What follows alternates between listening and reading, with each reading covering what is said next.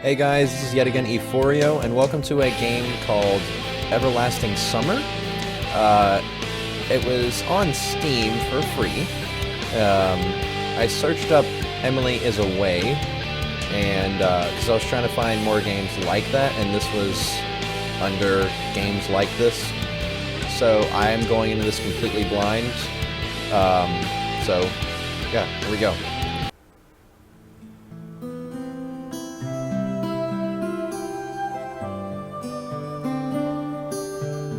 I was having that dream once again.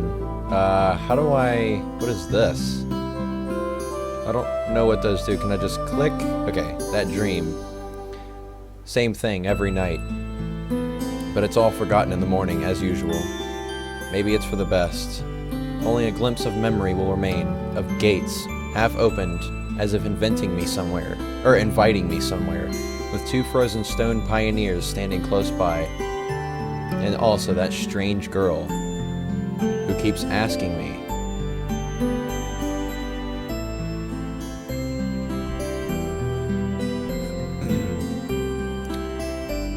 I gotta do a different voice. Will you come with me? Come. Okay, where's this going? But where? And why? And where am I, anyway? Of course, if it all happened in real life, I would certainly have been scared. Well, what else would one expect to feel? But this is just a dream. The same one I see every night. That's a little weird. But there must be a reason. You don't have to know where or why to realize something is actually really happening. Something desperately seeking my attention. Since everything that surrounds me here is real. As real as things in my own flat. I could open the gates, hear the hinges creak, brush the crumbling rust away with my hand, inhale the fresh cool air and shiver from the cold. I could, but to do that, I would need to pick myself up, take a step, move my hand. But this is a dream, I understand that, but what of it? What of it, bruh? What does my understanding change? Because here is just like on the other side of the cracked screen of an old TV, which struggles to fight against static noise and strives on show its audience everything without missing a single detail. But the picture is getting blurry. I must be waking up soon. For me, it's exactly the same, so I don't think we're in the same dream. Maybe I should ask her something. The girl. Yeah, I kind of figured you were talking about her. What's her name? About the stars, for instance. Why the stars, though? I'd rather ask about the gates. Yes, the gates. Should be so surprised. Or better, why the dot over an I was called a tittle, but the dot over a J was called a superscript dot. That's weird, I didn't know that. Nice letters. As if they don't exist anymore. Still, what do letters and gates and stars have to do with this place? Because even if I'm having this dream every night, which will be forgotten soon anyway, I've got to look for answers here and now. And there, if you look carefully, you can see the Magellanic clouds, as if I'd ended up in the southern hemisphere. Not really sure what that word meant. In a dream, it could have been just me looking at it weird, and I actually do know what it is. They're all small things that catch your attention. An unnatural color. Oh, I guess this is a UK thing, since it uses a U. Okay, I'm sorry. Of grass. Impossible curves of straight lines. Of your own distorted reflection. While the real danger, which could put an end to everything right here and now, seems trivial. It's natural, since here you cannot die. I know it for sure, I've done it hundreds of times. But if you cannot die, is there a point in living? I should ask the girl, she's a local, she should know. Yes, exactly. I should ask her about the owl, for example. One strange bird it is. Though it doesn't matter. What are you, racist against owls? Come on, man. Will you come with me? And every time I have to answer. It's the only way, otherwise the dream will never end, and I will never wake up. This is a weird game, man. Yes, I'll come with you. Oh, shit. Yeah. Every time it's so hard to decide on the answer. Where am I? What am I doing here? Who is she? Why does so much of my life depend on this answer?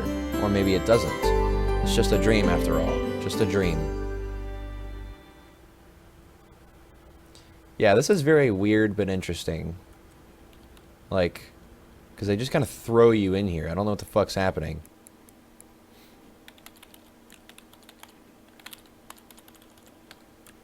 Here, I'll move this for you guys. Gotta drink some water.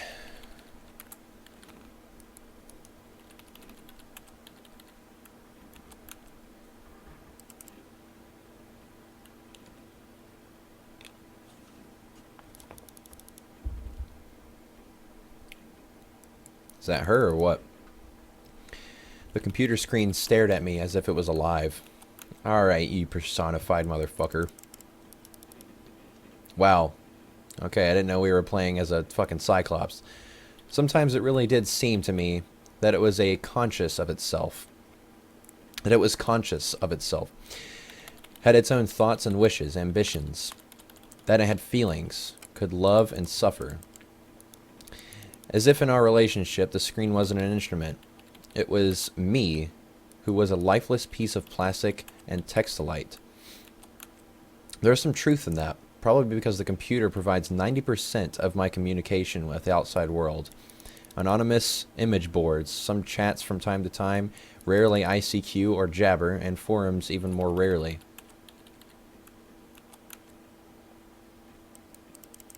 People on the other end of the internet cable simply do not exist. Okay. All of them are simply creations of its sick imagination and error in the source code of a kernel bug, which started living a life of its own.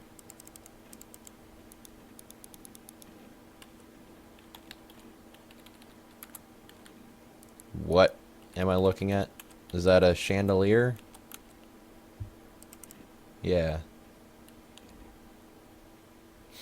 If one looked at my existence from the outside, such thoughts would seem crazy, and a psychologist would surely give me a bunch of sophisticated diagnoses and maybe write me a doctor's referral to the loony bin.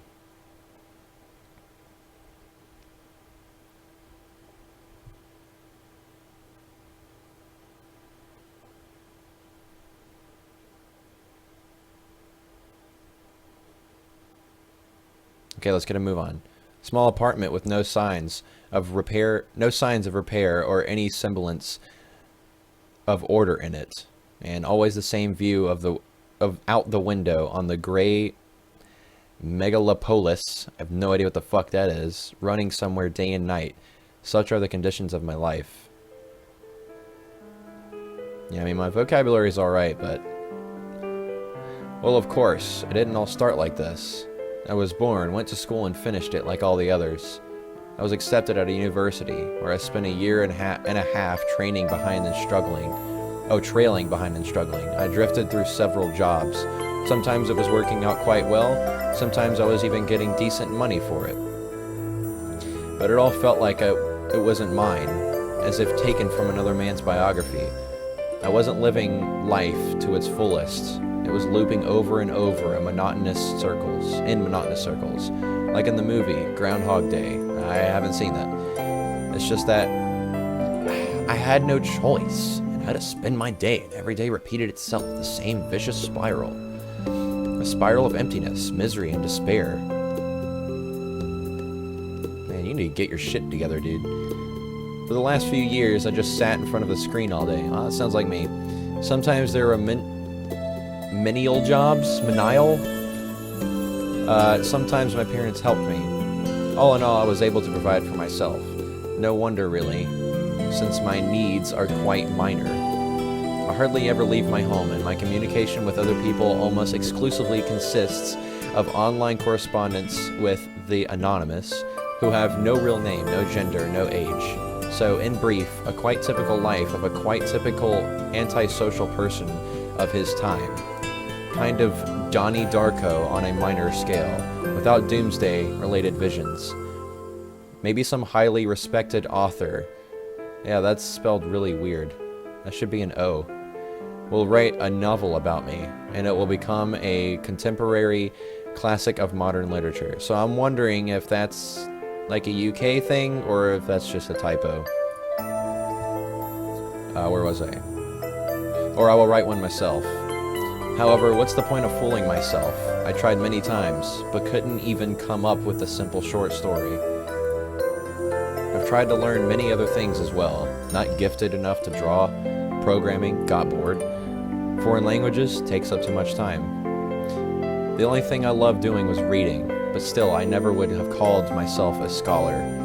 Perhaps I was an ace at watching anime and a grandmaster of lame internet jokes. If I were to get paid for it, I would probably be a happier person, and a richer person too, but I doubt it would fill the hole inside me. God damn. Alright, so I'm going to end it here, just so I can keep these videos short. But yeah, in the comments, or leave a thumbs up if you are liking this so far. This is interesting, but it's really weird. But yeah, I'm going to go ahead and record part 2 right away. So yeah, as always, stay safe other guys, and I'll see you later.